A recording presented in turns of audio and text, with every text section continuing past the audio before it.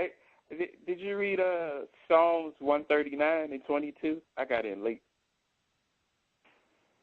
I didn't, but I think that is proper to read.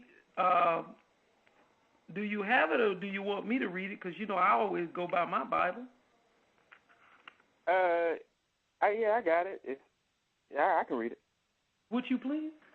That's All Psalms. right. Repeat the chapter again so the listeners can hear it. Psalms 139 and 22. Okay. I hate them with a perfect hatred. I count them my enemies. Wow. Powerful. Yeah. Now, for those who may not subscribe to the Christian theology, but I gotta say this while you're on your body shot. You always bring so much out when you say stuff like that, and I grew up in the church. But the Psalms are considered to be the Psalms of David. David in the Bible is considered to have the heart after the Messiah. But it's really interesting how David ultimately grew to become the king. There was a man who was actually a prophet, a king, and a leader by the name of King Saul. And Saul was told to go over into a land and kill some people who God wasn't pleased with. And when he went over there, God gave him strict instructions. He said, kill the men, kill the women, kill the children, kill the animals, burn the houses, burn the land, burn everything, don't take nothing, and leave, because I hate this people. Well, when he went to do it, he killed some of the men, he cut the animals up and burnt the land and did all that, but then he looked at some of the women, and the men looked at some of the women, they said, whoa, we could take a few of these women, we're tired of fighting. We need to do some other things around here. And so some of the men took some of the women as booty, spoils of war, so that they could plant their seed in them. I guess they wanted to integrate. And God said on that day, Saul fell out of favor with God. And David ultimately fell in favor with God, because when God would instruct David to kill them all, he would kill everything and wouldn't spare nothing. Is there a lesson in that for us, Body Shot? Most definitely. I believe it's a book called the 42 Laws of Power or something like that. I can't remember the name of it. But in that book, it talks about when you're getting ready to make a decision, you have to go through with it 100%. You can't stop, because if you leave 20% of these crackers alive, then those 20% are going to come back looking for retribution. So I think the main caveat is that once we begin to shed blood, it must be a complete and definitive swift action. So in other words, you're saying, as the scripture says, that we must hate them with a perfect hatred. Oh, most definitely. Most definitely. Part of the reason why, I've seen this and I've witnessed this, I want to know if you've ever witnessed it.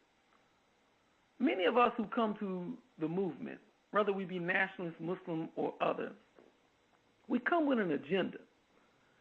And I noticed that once we get comfort, whether it be the comforting thighs of a white woman or the comforting job given to us by the white man or a degree or whatever, we get comfortable and we no longer want to remove the system of white supremacy.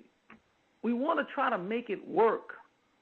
And, according to my understanding of the scriptures, this is what caused Saul to fall in disfavor with God. He didn't have a perfect hatred of them. When you have a perfect hatred of white supremacy and racism, you really just want to see the whole system completely uprooted. You don't want none of that world.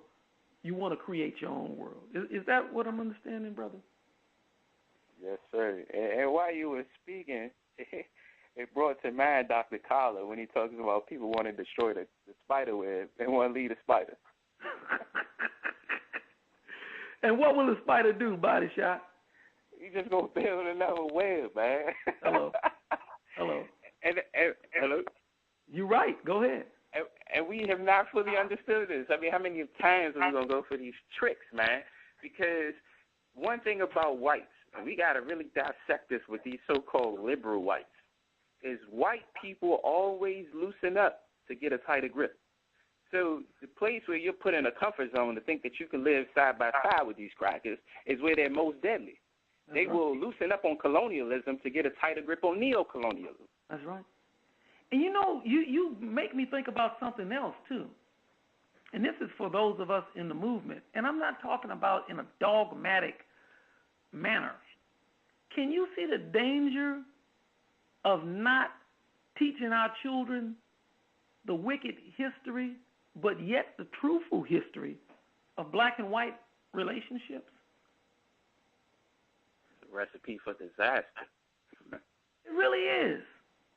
I didn't know it, but I wish that I could go back and in my spirit I have thank my grandmother for telling me all of the evil of the white man in Mississippi in particular.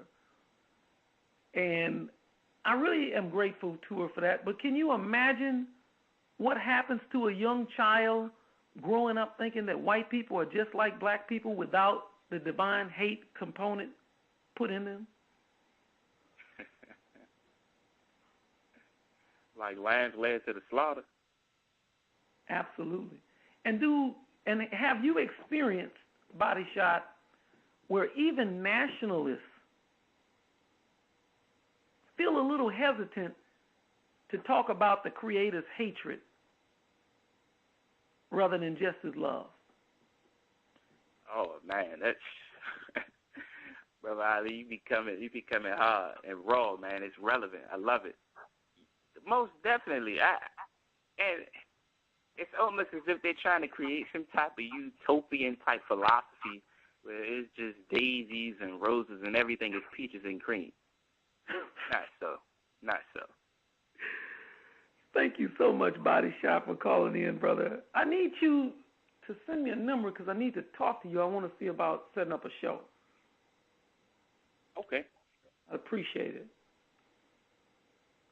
Thanks. Stay strong, soldier. All right. All right.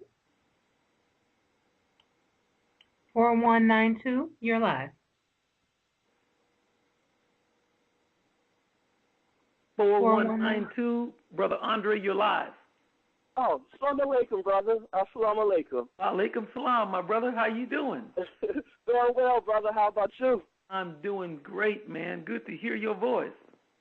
Same here, brother. But I first must say I'm so happy to hear you back on War on the Horizon. Yes, it's sir. been a while. Yes, sir. Thank you. Sir. Yes, sir. But I didn't hear the whole story, the whole show. But I do know the subject, and I would like to weigh in on hate. Please. And hate. I love this subject because before we could even talk about hate, I think I just got to mention love for 1 second. If you see a sister who's been constantly beat up by her boyfriend or her husband, then you always ask her, why don't you leave him? And she'll say, oh, I love him. Well, we will say that sister is sick. So we know that that's not the kind of love that's proper. So with hatred, I think we got to put it in its proper perspective. You always hear the Christians saying, don't hate. Hate only hurts the hater. Well, it does if it's the wrong kind of hate. If it's that hate that the neo-Nazis have, well, yeah, that's the wrong kind of hate. You hating on something that's baseless, that's not based on any of Allah's divine principles. So, yeah, that hate, we want to get rid of that. We want to hate them the same way that they taught us to love each other.